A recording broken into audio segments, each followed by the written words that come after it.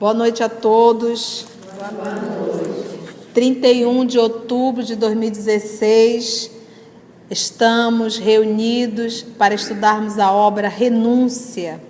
Já estamos no capítulo 4, a varíola. Então, recapitulando a semana passada, o nosso estudo, o nosso querido irmão Cirilo, junto com o seu pai, sua mãe, seus irmãos, já estão no navio a caminho da América. A sua esposa, Madalena, ficou na França, porque a mãe dela está muito enferma, então ela não pôde acompanhar o esposo. E ela ficou na França, acompanhando a mãe e o seu pai. A mãe muito adoecida. O seu pai é um homem que tem muitos débitos, muita dívida.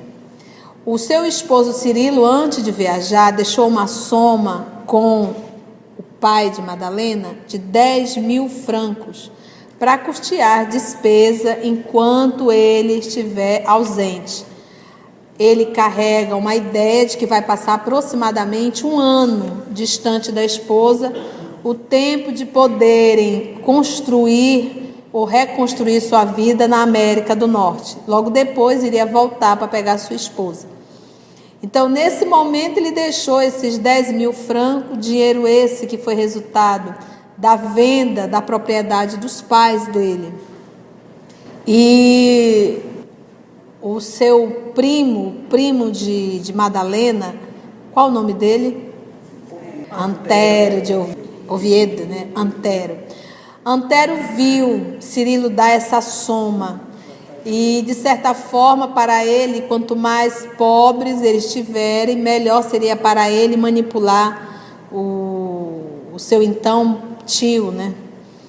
Então, um cobrador se aproximou de Cirilo e ele intencionalmente direcionou esse cobrador para ir cobrar pessoalmente, indo à casa do pai de Madalena. Foi até a casa, Madalena ouviu, ele realmente foi algo constrangedor, porque ele cobrou o pai de Madalena na sua presença.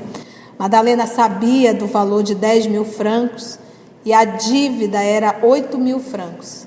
E ela autorizou o pai a realizar esse pagamento, pagar esse senhor que foi muito desagradável. Eles ficaram com uma soma apenas de 2.000 francos, que não deu para muito tempo, e realmente eles estão começando a passar necessidade. E aí a mãe dela tem uma ideia na cabeça da mãe, maravilhosa, ir ao encontro de 2 amigas da mãe, 2 amigas de infância, que estavam financeiramente bem. Ela orientou Madalena que fosse até essas 2, de repente, elas poderiam se compadecer e emprestar esse valor. Então, Madalena está nessa situação. Madalena não quer ir, mas para não contrariar o pedido da mãe, ela vai agora ao encontro dessas 2 amigas, ou pseudo-amigas da sua mãe. Para iniciarmos, vamos fazer a nossa prece de abertura. Eu vou solicitar a nossa irmã Cecília para fazer a nossa prece. Divino Mestre Jesus, que este momento tão importante para nós, em que nos reunimos com o objetivo maior de obter esclarecimentos tão importantes, onde são informados os procedimentos, as dificuldades de todos aqueles que abraçaram a cruz do Cristo. Ajuda-nos, Mestre, neste momento, a receber todas essas informações com o coração aberto. Ampara e protege a nossa monitora e que tudo neste momento corra na tua santa paz. Que assim seja. Então, vamos lá. Capítulo 4, a varíola. Ao fim de 4 meses, após a partida de Cirilo, a situação doméstica era das mais penosas. Cresciam as obrigações forçadas dos aluguéis do velho prédio, as despesas com o lacaio e duas servas, os dispêndios com o tratamento da enferma, as inadiáveis aquisições de gêneros e utilidades domésticas. Não obstante o auxílio de Antero, que é o seu primo, a quem é apaixonado por ela, o quadro íntimo era formado de amargas apreensões. A saúde de Dona Margarida ia de mal a pior, impondo à filha profundos desgostos e dolorosas vigílias. Certa vez, em que mãe e filha comentavam as aperturas do lar, Dona Margarida, mãe de Madalena, lembrou duas velhas amigas da infância em ótima situação financeira. Eram a senhora Josefina Fourcroy de Filguières e Alexandrina de Saint-Médard, que lhe haviam sido companheiras de meninice nos dias formosos do pretérito em Toulouse. Quem sabe, estariam dispostas a auxiliá-las com o empréstimo de algumas centenas de francos? Essa ideia acendeu muitas esperanças no cérebro cansado da enferma. Certo, ouvir-lhe-iam um apelo, ajudando-a naquelas angustiosas circunstâncias, com a desejável discrição. Madalena ouviu as sugestões da genitora, que lhe pediu as procurasse em particular, consultando-as em seu nome, para que fossem atendidas as necessidades mais urgentes. A esposa de Cirilo, no íntimo, revoltava-se contra os propósitos maternais. Todavia, como proceder ante a insistência da enferma querida, de cuja ternura sempre havia recebido os mais doces carinhos? Dona Margarida não desejava importunar o sobrinho em coisas mínimas e supunha que o expediente seria bem-sucedido. Madalena não podia desatender aos seus desejos afetuosos. Um dia, pela manhã, demandou a rua das Nonayer e parou diante da abadia dos Celestinos, em cuja vizinhança se levantava a residência aristocrática de Madame Fourguier, que a recebeu depois de largo movimento de criados arrogantes, em face dos seus trajes modestos. Expôs, humilhada e receosa, o motivo da visita, mas as maneiras tímidas e sinceras não comoveram a dona da casa, que respondeu de forma muito altiva, com bastante aquele tom de voz agressivo, Janaína. Lamento muito não poder servi-la, pois há de reconhecer que sua mãe é apenas minha conhecida de tempos remotos e não existe entre nós credenciais de intimidade que justifiquem qualquer apelo a meu marido em seu favor. Ah, sim, compreendo, Murmurou Madalena, afogando as lágrimas no peito. Diga a Margarida, Prosseguiu a velha dama com rigorosa austeridade, que se resigne com a situação. Quanto a mim, é preciso que ela saiba que, se fui bafejada por um casamento feliz, tenho a vida repleta de grandes dissabores. Se os pobres padecem com as necessidades, os abastados sofrem muito mais com as obrigações. me fez lembrar a reclamação de Pedro para Jesus. E Jesus respondia: Pedro, ele viverá. A reencarnação está aí para isso. Ela se coloca numa situação de muito sofredora. Os pobres têm os seus problemas, nós, os ricos, também. Vivemos tormentos difíceis. E depois de um olhar impiedoso e severo com a visitante humilhada, acentuou ainda: Além disso, você está moça e não será difícil arranjar trabalho. Que quer, minha filha? São as contingências da sorte. Há muitas casas nobres à procura de governantas. Mandou ela trabalhar. A moça ruborizou-se, ficou vermelha. Não saberia dizer se a emoção lhe provinha da dignidade ofendida, se da extrema vergonha que lhe cobriu o coração. Quis lançar-lhes em rosto a repugnância que sua descaridosa atitude lhe causava, mas limitou-se a responder: De qualquer modo, senhora, minha mãe e eu lhe ficamos reconhecidas. Deus permita que nunca venha experimentar nossa angústia. A senhora Filiguier esboçou um sorriso intraduzível e Madalena saiu, tomada de repulsa, quase em desesperação. Em plena rua enxugou as lágrimas e refletiu se deveria procurar a senhora de Saint-Médard, à vista do insucesso da primeira tentativa. Experimentou o sincero desejo de furtar-se à nova humilhação, mas recordou as lágrimas da mãezinha doente quando rememorava os antigos tempos de alegria com as inovidáveis companheiras da infância em Toulouse. Dona Margarida estava tão confiada na sua afeição sincera que a esposa de Cirilo considerou praticar uma falta se deixasse de ir até o fim. Mergulhada em profunda cisma, concluiu que tudo deveria fazer por amor à genitora. Possivelmente, a outra amiga seria mais condescendente e razoável. Nessa esperança, procurou outra casa, elegante nas proximidades do mesmo local. Anunciada por lacaios solícitos, foi recebida numa antessala luxuosa por velha senhora que, pelos modos, parecia mais rígida e protocolar que a primeira. Só então a filha de Dom Inácio pressentiu que a experiência ali talvez lhe fosse mais dolorosa. No seu natural acanhamento, expôs o motivo da visita, mas a senhora de Saint-Médard, fixando-a com estranheza, falou com ar escarninhos. Recordo-me sim. Você é Madalena, pois não?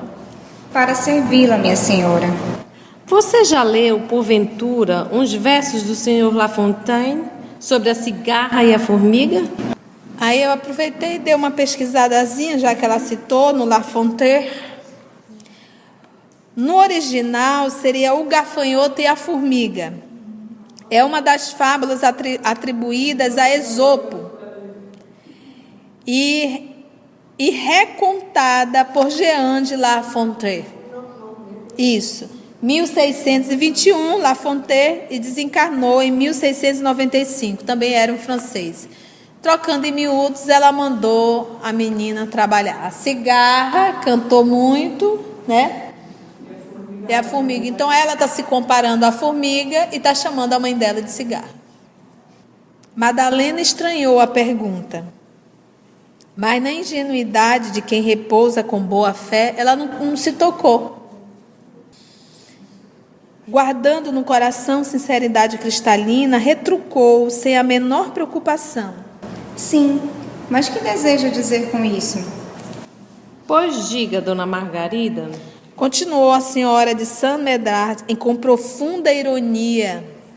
Que ela e Dom Inácio muito cantaram em Granada e que é justo dançarem agora em Paris. A pessoa já está numa situação constrangedora, porque vai pedir. Não ficaria mais simples você dizer não tenho? Do que ainda humilhar o outro, né? Mas também eu fiquei pensando, o que a Madalena não está pegando com essa assim, que ela já não queria, ela pressentiu, né? No orgulho dela ia ser, e ela não queria ir, mas ela foi, ela se resignou por amor à mãe e foi. E é uma lição, né? Porque por muito menos a gente não vai mesmo. Mas na verdade o pai dela parece que sempre foi meio... Sim. Talvez por isso ela está pegando... A fama do casal era essa, né? Que eles eram muito cigarras. Mas ainda assim, sabe, Marisa, Nenhuma das duas tinha o dever de emprestar qualquer soma. Isso é um fato. Mas eu perco todo o meu direito quando eu humilho o meu irmão. Então, o ato da humilhação. Sabe? Porque a moça já está ali numa situação realmente extremamente humilhante, pela própria forma dela falar, dela se expressar, dela pedir. E ainda assim, e às vezes assim, será que essa soma iria fazer tanta falta a ela? Não, com certeza não. Então, é como se fosse assim, é como se de certa forma, no inconsciente delas, a alegria do casal a irritava. E nesse momento ela está tendo a oportunidade de mostrar para elas, de se vingar inconscientemente. Mas é aquilo, por exemplo, é muito fácil às vezes você encontrar pessoas para, às vezes até, é um absurdo um pouco que eu vou falar, mas ver se vocês conseguem entender. Por exemplo, é muito fácil às vezes você encontrar pessoas, às vezes até amigos, que vão se tornar solidários à tua dor, se compadecem. Mas na tua alegria, às vezes o teu amigo se incomoda. É incapaz de dizer um parabéns, que legal, tu conseguiu. Se incomoda. É aquele que diz, vai passar, hein? E é a pessoa que está ao teu lado. Mas se acontece uma desgraça contigo, essa pessoa move montanha, vai lá, mano, ai que pena. Poxa, você só é amigo na hora da desgraça? Então, inconscientemente, essa criatura, ela tem uma baixa estima muito grande, que a alegria do outro a faz sofrer. Ver alguém sorrir a faz sofrer. E ver alguém sofrer a faz feliz. E isso acontece a nível inconsciente. E a pessoa ainda diz assim, não, eu sou solidária na hora da dor. E na hora da alegria? Você não se alegra com a alegria que o seu irmão conquistou? Não é, Vera? É mais fácil. Mas existem alguns casos de pessoas realmente que na hora da doença fica, na hora da alegria foge. Mais ou menos por aí. São coisas que a gente tem que se questionar. Todas as informações que nós pegamos não é para questionar o outro, é para se questionar. Será que se eu me alegro com a alegria do meu irmão? Porque eu posso dizer que eu sou caridosa. Por quê? Porque na hora da dor eu estou lá. E na hora da alegria eu me irrito. Então nós temos sempre que estar nos questionando, entendeu? Sobre isso. Vê uma foto, vê uma imagem numa rede social e se irrita com aquilo. Porque a pessoa está feliz, a pessoa está fazendo uma viagem, a pessoa, sei lá, está fazendo alguma coisa e você se irrita em ver aquilo. Mas ela aqui está numa situação complicada. E as duas irmãs aqui, a Furcra, teve ainda a indelicadeza, né, de chutar o cachorro morto. Bora lá? Madalena ficou pálida. Na primeira porta encontrara fria altivez, na segunda escárnio cruel. Contemplou a interlocutora com pranto a lhe saltar dos olhos e exclamou: Passe bem, senhora. Desceu a escada à pressa, com as ideias em torvelinho. Atravessou o jardim e viu-se em plena rua, sem se deter na observação de coisa alguma. As lágrimas molhavam-lhe o rosto, ao passo que, em seu coração, furiosa tempestade de revolta abafava-lhe os sentimentos. Onde guardar as forças morais para não revidar o insulto execrável? Percorria ruas e praças a pé automaticamente, engolfada na repulsa que lhe dominava o espírito. Na imaginação exacerbada, via a velha genitora quase agonizante, a confiar nas afeições falazes, e o pai, decrépito, muito envelhecido, sem energias para defender o lar da ironia dos ingratos. Se as suas lágrimas eram de amargura, originavam-se muito mais na humilhação dos melindres filiais. Ao dobrar uma esquina, porém, no recanto solitário, deparou-se-lhe um nicho. Nicho é aquela cavidadezinha assim na parede, onde eles colocam os santos, sabe? Tipo assim. Da tradicional devoção popular, que lhe chamou a atenção. Inexplicavelmente, sentiu súbita necessidade de orar, de maneira a afugentar os pensamentos de revolta e amargor. Então, vamos parar aqui para pensar. Toda a história de Madalena, você diz assim, olha, eles perderam todo o dinheiro porque o pai era um homem que gastou muito, que jogava, né? A sua mãe sempre muito silenciosa, submetida ao esposo, perderam todo o seu dinheiro e hoje estão vivendo essa situação. Mas Madalena não caiu aí de paraquedas. É o que a Carla estava ainda há pouco falando. Tudo tem um propósito divino. Tudo tem um porquê. O que nós devemos é ter a fé e nos curvarmos à vontade de Deus. Então, isso aqui, esse exercício que ela está fazendo, está exigindo dela o quê? Humildade. Porque às vezes nós não pedimos por pura vaidade. Ele falou aqui dos melindres, né? Dos melindres, exatamente. Dos melindres. Ela Os melindres chorava. filiais, né? Fazendo isso com meu pai, fazendo isso com a minha mãe, não é verdade? Então, Eu até procurei o significado de melindre, né? A gente fala muito, que dá disposição para se ofender, Sim. se ressentir, Com geralmente tudo, né? por pouca coisa. que é aquilo qualquer coisa que você qualquer coisa que qualquer pessoa venha falar, você já se melindra com essa situação. Nós costumamos falar assim, gente, até uma forma para a gente viver bem. Por exemplo, no caso da Madalena, ela entrou, expôs a situação dela e a pessoa devolveu com o que tinha para devolver. É aquela história do um vizinho, mais ou menos assim, um vizinho foi e mandou de presente, uma caixa de presente com fezes de animal dentro.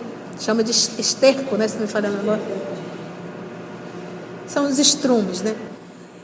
E aí essa vizinha pegou aquele material, adubou a terra, fez um vaso lindo. Quando começou a surgir as rosas, ela devolveu para o vizinho um buquê de rosa.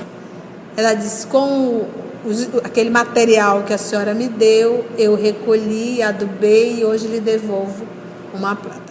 Então, o que nós queremos falar com isso? Cada um dá aquilo que tem. Então, quem foi lá fazer esse pedido foi Madalena, mas poderia ser a Marisa, poderia ser a Cecília, poderia ser o Alano, poderia ser a Carla. Qualquer pessoa que fosse fazer esse pedido a uma das duas teria recebido um não, a não ser que essa pessoa tivesse algum significado para uma das duas, ou de ordem emocional, talvez, ou algum interesse particular. Mas no normal, vamos dizer, se ela foi pedir já não teria dinheiro, né? Mas no normal, qualquer pessoa que fosse lá, aquelas criaturas que são criaturas perversas, iriam dar isso como resposta. Então, o que é não pegar para o pessoal? Não foi comigo. Ela deu o que tem. Qualquer pessoa que chegar aqui vai receber isso. Então, quando nós começamos a ficar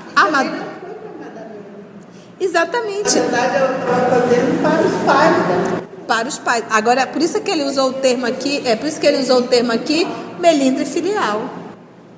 Mas ainda assim, pensar o quê? Elas são perversas. Se fossem pessoas boas, não estariam fazendo isso. Então, você deixa de pegar as coisas para o pessoal. Cada um dá aquilo que tem.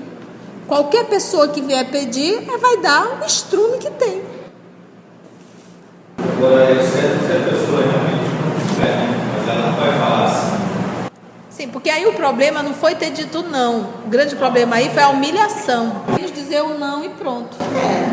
A outra ainda falando que não tinha como pedir do marido. Não teria coragem, né? Mas a lição que nós temos que realmente tirar daqui é isso. Não levar nada para o pessoal. Esse melindre é algo assim desesperador. Tem pessoas que, às vezes, num grupo, nós que já estamos há quase 15 anos dirigindo um grupo de estudo, às vezes uma colocação que a tia faz, a pessoa não concorda, se melindra com aquilo e vai embora. E deixa o estudo. Abandona, às vezes, até a doutrina, o problema da pessoa. Nós não estamos aqui para agradar o ouvido de ninguém. Nós estamos aqui para esclarecer o que a doutrina nos esclarece. E quem é que está perdendo? A pessoa. Está protelando a sua evolução.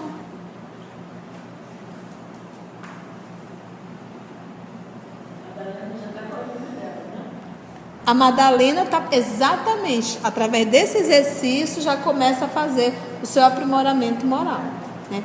Como é que fica a fato? Por isso que Jesus diz que com ele o fardo é leve e o jugo é suave. Então, se Madalena estivesse com Cristo, a primeira coisa que ela ia fazer, olhar para essas duas como uma o quê? Doentes. O fardo se tornaria o quê? Leve. E o jugo se tornaria o quê? Suave. Com Cristo, tudo isso ia ficar mais suave, porque você não ia pegar para o pessoal, ia reconhecer que aquelas duas pessoas são duas pessoas adoecidas, que daqui a alguns anos vão morrer e vai deixar tudo aquilo. E elas perderam a oportunidade de ajudar um irmão. Agora, sem Jesus no coração, você sai de lá com ódio, com raiva, recalcado, cheio de melindre, se sentindo humilhado. Com Cristo, nem humilhado eu me sentiria. Ia ficar com pena dos outros. Ia ficar com dó das outras. Mas isso é um estágio bem depende da elevado, né? Por isso... estágio de alma ainda Porque a Madalena bem ainda não exercitado. Oi? A Madalena ainda não está. Pode ser que agora ela dando essa capelinha aqui, Exatamente. Mas ela era uma criatura boa. Sim. Virtudes e tudo, né? Mas ainda tinha alguma coisa a aprender. Que exatamente o egoísmo, a vaidade, o orgulho, isso ainda está em nós. Entendeu? Quando a gente não é atendido nos nossos desejos, a gente fica de mal até com Deus. De não querer ver o Pai ser humilhado, né? Você ia falar, Marisa? Não? Vocês entenderam o que a tia quis abordar? Uma conexão entre não querer, como o Alan colocou, não querer ver o pai humilhado. E ela também não querer ser humilhada. Tem um clima aí de orgulho, né? Que está realmente tomando conta do pedaço. Né? Você imagina o nosso Senhor Jesus? Nós estamos lendo no Memórias de um Suicida. O Camilo, ele está no mundo espiritual, já desencarnado, já estão há quase, se não me falha a memória, quase, acho que 30 ou 40 anos já no mundo espiritual, depois do suicídio. E ele está agora eles fazem um trabalho lá de autoconhecimento, de mergulhar em si, e eles mergulham em encarnações anteriores. O Camilo mergulhou numa encarnação em que ele viveu na época do Cristo, e ele foi um daqueles que acompanhou todo o Calvário do Cristo, e ele disse que ele xingou até a mãe de Jesus. Então eu fiquei pensando, porque quando o Emmanuel retrata, ele fala dos impropérios. O Emmanuel tem um linguajar muito elegante, lindo. Ele fala às vezes coisas assim para dizer um erro do outro, mas de uma forma tão clássica que não fica pejorativo. Mas lá ele diz que ele não diz a palavra xingou, mas que ele inclusive maltratou a mãe do Cristo. E hoje ele estava no Hospital Maria de Nazaré. Então eu fico imaginando o que o nosso Senhor Jesus não ouviu, andando na via, fazendo todo aquela E você acha que ele tomou aquilo para o particular? Ele ficou chateado porque xingou a mãe dele? Vocês entendem o que é isso? Então é você olhar, se você está andando na rua e um louco, que você sabe que é um louco, que é um doente mental, xingar você, se você se sentir irritado, mostra que está mais louco do que ele. Mas se tu estiver mais ou menos, relativamente equilibrada, tu vai dizer, esse cara é doido, menino, olha só, ainda dá uma risada. Qual é a diferença de um louco, patologicamente falando, para um louco de níveis morais? Então é não tomar para o pessoal, para o particular. Cada um dá aquilo que tem. Se fosse uma pessoa saudável, daria coisas saudáveis. Como a pessoa é adoecida, não vai te dar outra coisa a não ser isso. Só não toma por pessoal. Agora, se nós estamos com baixa estima, inseguras, se o outro falar que tu é feio, tu te sente a criatura mais feia do mundo. Se o outro te disser que você é incapaz, você se sente o mais incapacitado do mundo. Tem uma historinha de uma bailarina, ela foi fazer um teste e o professor disse assim para ela,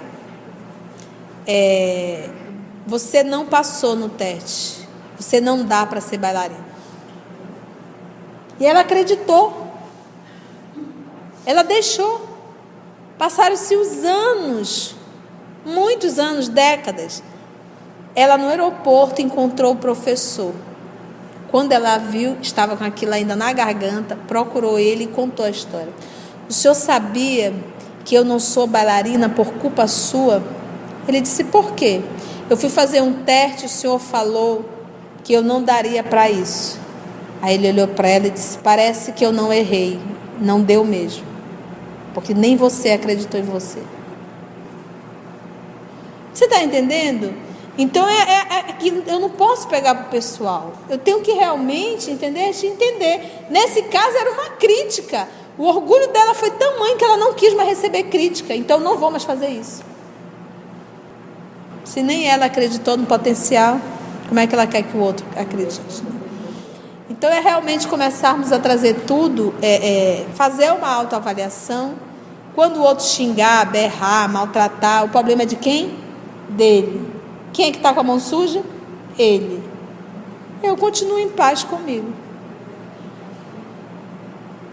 Eu vou ficar triste, vou ficar chateado porque o fulano me maltratou. Uai, esse é o problema do fulano.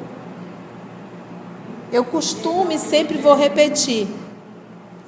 Isso nunca vai acontecer, mas seria realmente algo de muita tristeza se Deus olhasse para nós ou para ti e dissesse assim, eu não te amo.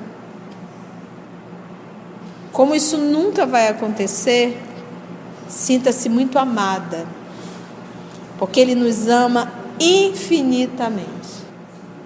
O outro é um ser adoecido, para tudo, gente, traição, para tudo. O doente é a pessoa. Às vezes no relacionamento o esposo trai.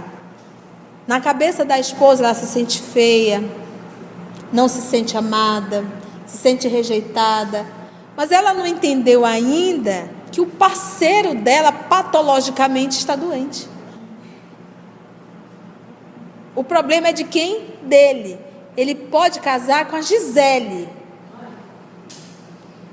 Nos primeiros meses vai ficar uma maravilha, daqui a pouco ele vai estar traindo novamente. Por quê? Porque é patológico. Então não é pessoal, o problema está com quem? Com ele. Com ele ou com ela, e por aí se vai, que às vezes é a esposa que trai. E o esposo, coitado, fica se sentindo... ainda mais na cabeça de um homem, que é pior ainda. Nós mulheres sabemos, às vezes, nos lidar melhor com isso. Mas na cabeça de um homem é pior ainda a situação, né? O lado masculino. E ele fica numa situação assim, complicada. Mas ainda assim, e mais ainda ele tem que entender. A patologia está quem? Nela. De duas, uma, arrumo minhas coisas, vou tocar minha vida, ou me submeto a isso. Vamos lá voltar para a dor de Madalena. Então ela está andando no meio da praça. Ao dobrar uma esquina, porém, num recanto solitário, deparou-se-lhe um nicho da tradicional devoção popular, que lhe chamou a atenção. Inexplicavelmente sentiu súbita necessidade de orar, de maneira a afugentar os pensamentos de revolta e amargor. Encaminhou-se ao oratório da fé pública e viu a imagem de Jesus crucificado, simples, sem adornos, apenas encimada por minúsculo teto de madeira que resguardava a obra de arte das intempéries. Do sol, da chuva.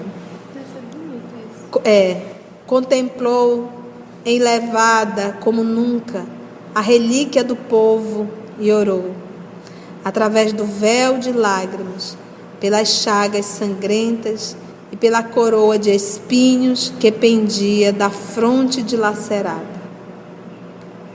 Como simples criatura anônima, ajoelhou-se no pó da via pública, invocando a proteção do Cordeiro de Deus que tira o pecado do mundo. Por que Cordeiro de Deus? Porque numa Páscoa, a comemoração dos nossos irmãos judeus, na época também, tinha que se matar um cordeiro na Páscoa para ofertar a Deus. Naquela Páscoa, cordeiro foi Jesus, que tira o pecado do mundo, né?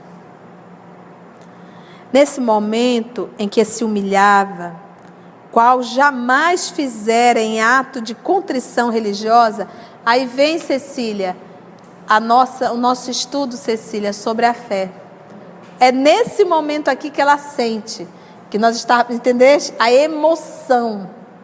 Passou por uma dor moral, o sofrimento. Isso fez com que ela arrancasse a máscara da personalidade, da vaidade, do orgulho. Entendeu? Ela se sente realmente, então é nesse momento, todos nós temos esse momento. Às vezes, quando desencarnamos, André Luiz teve isso no mundo espiritual, quando estava se debatendo no sofrimento nas portas dos umbrais, que ele realmente, a ficha dele caiu, que ele percebeu que a personalidade do médico não significava absolutamente nada. E ali ele chora e ora, com o sentimento.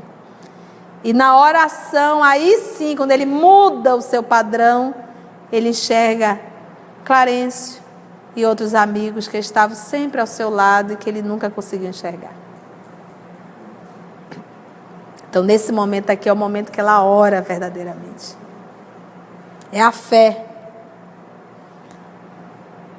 Nesse momento em que se humilhava, qual jamais fizera em alto de contrição religiosa, a filha de Dom Inácio experimentou uma sensação de consolo que jamais conhecera em tempo algum. Disse-ia que sua alma sofredora assinalava a presença de um anjo, invisível aos olhos mortais, a passar-lhe as mãos pela fronte com suavidade cariciosa. Doces emoções da maternidade elevaram-se-lhe do coração ao cérebro. Quem era? Quem era esse anjo aí? Alcione. Ela está grávida. Mãe de Alcione. E Alcione já envolvendo essa criatura. O que acontece? No momento da concepção, o espírito já está ligado ao corpo. E ele entra, dependendo do seu nível moral, a sua evolução espiritual, ele vai entrando calmamente em um torpor. Alguns espíritos mais evoluídos, eles acompanham a sua reencarnação praticamente toda lúcido. Espíritos de ordem inferior entra logo no estado de torpor o mais rápido possível para tentar esquecer a loucura que vive. Então, Alcione não é um espírito comum. É o espírito que veio de um outro planeta. Qual era o planeta dela? Sistema de Sírios. Vários sóis. Sistema de Sírios. Acho 2 ou 3 sóis, esse nome. 3 sóis. 3 sóis. Então não é um espírito comum. Então ela está aqui já ligada à mãe, se preparando, né, já preparando a reencarnação. Reencarnação se completa aos 7 anos de idade. E ela ali envolvendo já a mãezinha. Doces emoções da maternidade elevaram-se-lhe do coração ao cérebro. A consciência parecia dilatada a uma esfera de compreensão divina. Ao bafejo, né, ao sopro da proteção, da energia desconhecida, chegava a conclusões rápidas e profundas. A dor não mais a humilhava, antes lhe engrandecia o coração.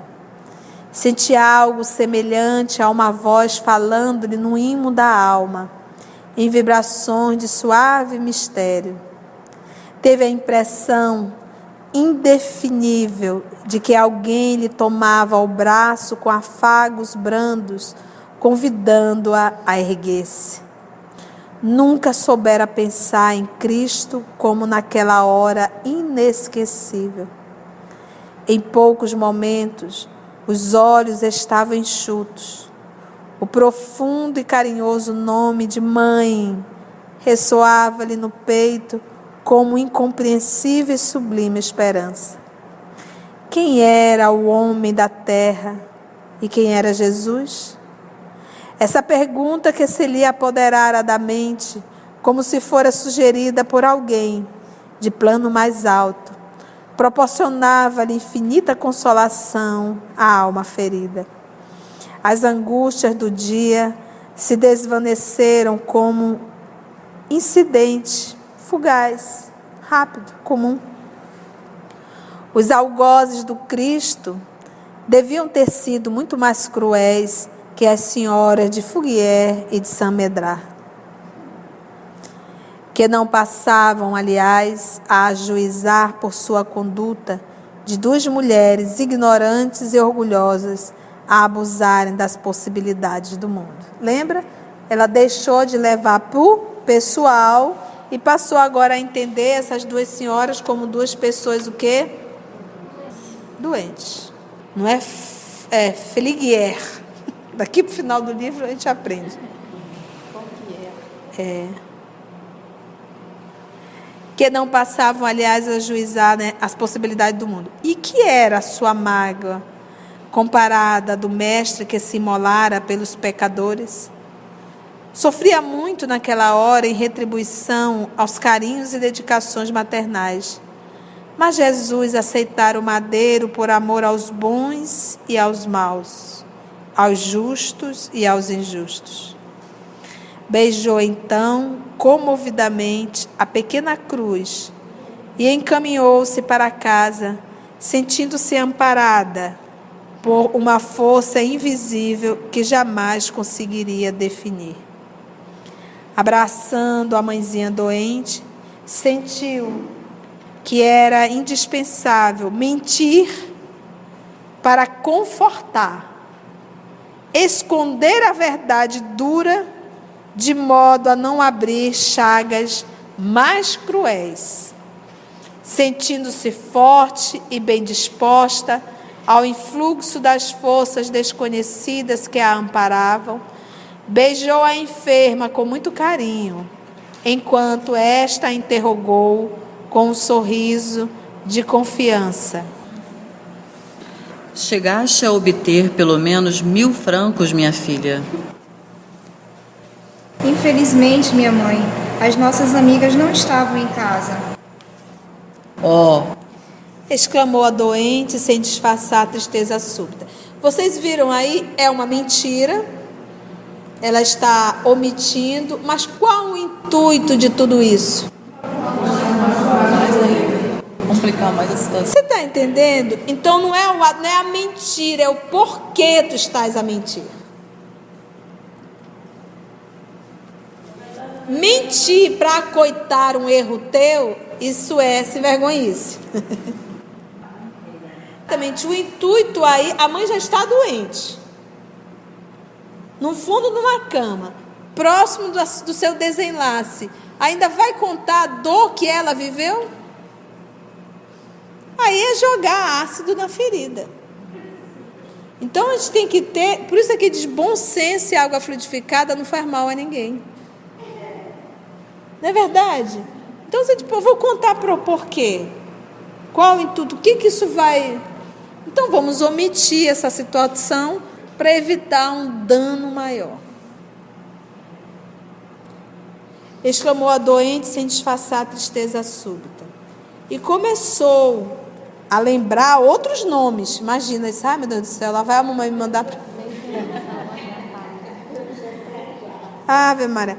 Desejosa de encontrar um recurso pronto para a situação. Mas a filha, percebendo que seu espírito, cheio de boa fé, voltaria a renovar as solicitações afetuosas, procurou confortá-la, dizendo: O essencial, mamãe, é que a senhora fique tranquila, sem preocupações. De outro modo, não alcançará as melhoras desejadas. Jesus não nos esquecerá. Além disso, o tio Jacques não tardará a chegar. Amigo de nossa confiança, sentir-nos-emos mais à vontade para tratar deste empréstimo. Assim será mais prático. Esperaremos. Disse Dona Margarida resignada. E Madalena tinha razão, porque Jacques Davenport, daí a 3 dias, batia-lhe a porta em visita afetuosa. A sobrinha sentiu imensa alegria apertando-lhe as mãos benfazejas. Depois de palestra cordial com Dom Inácio Villamil, o bondoso amigo entrou a ver a querida enferma, considerando muito grave a situação, pelo seu penoso abatimento. Psicólogo profundo, o educador de Blois leu no semblante de Madalena a expressão do velado martírio doméstico. Dona Margarida, altamente confortada com a visita, contava em detalhes seus padecimentos diuturnos. Tem doente que adora contar, né? Ah, eu sinto uma dor aqui, que vai para ali, que vem para cá, que é uma dificuldade de respiração, viro para um lado, viro para o outro. Tudo dói. Tudo dói, é. Bom, né? E o Emmanuel faz questão de colocar, contava em detalhes seus padecimentos diuturnos. Dormia pouquíssimo em vista das aflições ininterruptas, alimentava-se com extrema dificuldade por ter o estômago ferido, intoxicado pela multiplicidade das drogas em uso. As pernas, muito inchadas, impediam-lhe os movimentos livres, forçando a filha a exaustivos esforços. E Emmanuel contou só de forma en passant, né? Ela contou detalhadamente. Jacques se reanimou, sinceramente comovido, comentando a situação de outros doentes em situações mais precárias. Afirmava ter visto os casos idênticos com sintomas mais graves e que, no entanto, não passavam de fenômenos orgânicos passageiros em certas fases de desequilíbrio físico. A doente sorria, quase satisfeita, a demonstrar novo ânimo no semblante abatido. Mas, na intimidade, quando se retirou do aposento, Jacques chamou a sobrinha de parte, mudou de semblante e falou penalizado. Então, a próxima semana nós vamos entrar no diálogo de Madalena e do senhor Jacques. Algum comentário, pergunta? Aqui o que nós ficamos discutindo não era o fato dela ter ou não ter dado. Foi a forma que ela tratou a menina, entendeu? Ela humilhou. Ela humilhou, não tinha necessidade de fazer isso. Ninguém é obrigado a fazer o bem a ninguém. Humilhou por exatamente. Você sabe da fábula. Exatamente. Realmente tirou um. Ela deu a impressão de que estava se vingando. Se vingando, exatamente. Mas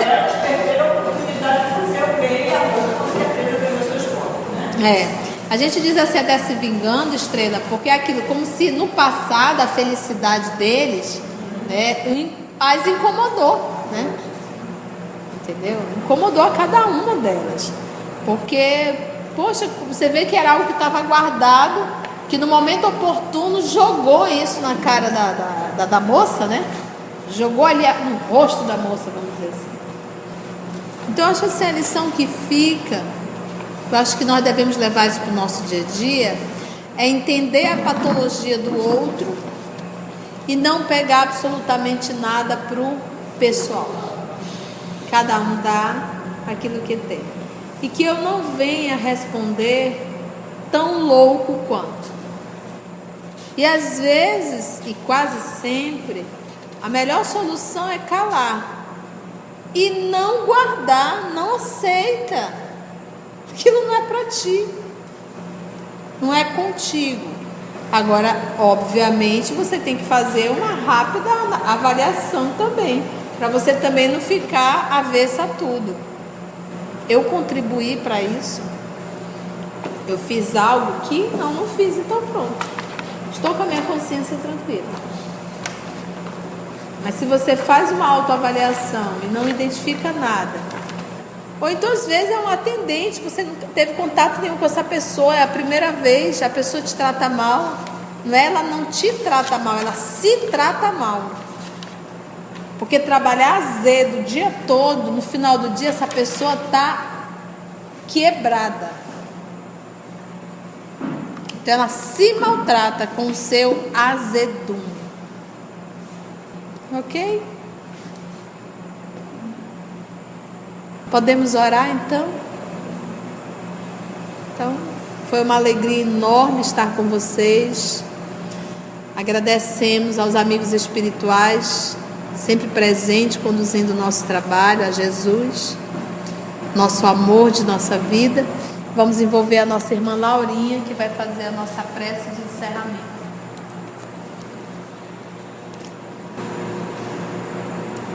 Então, neste clima de harmonia, de tranquilidade que envolve os nossos corações, vamos juntar ainda mais os nossos pensamentos de gratidão,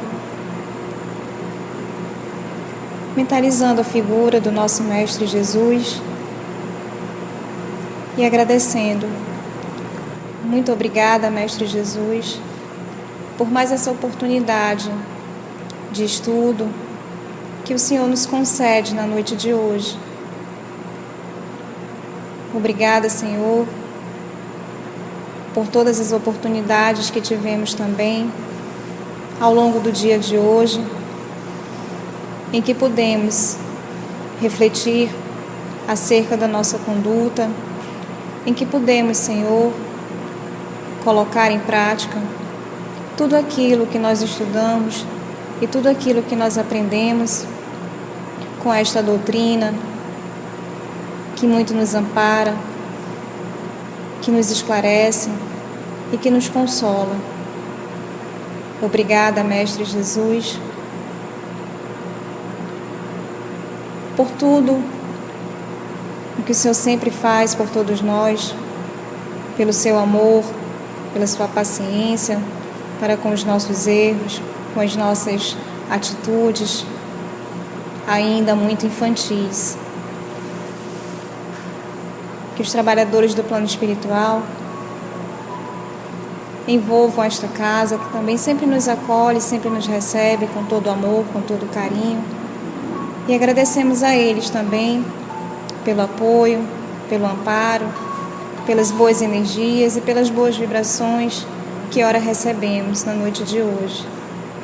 E assim, Mestre querido, só temos mais uma vez a te agradecer por tudo, aos nossos amigos espirituais também, que possamos ter uma boa semana e que na próxima semana possamos estar aqui novamente reunidos, neste mesmo clima de fraternidade, de alegria, dando continuidade aos nossos estudos, que muito nos engrandecem e que muito nos fazem, Senhor, refletir sobre as possibilidades que temos de a cada dia nos tornarmos pessoas melhores.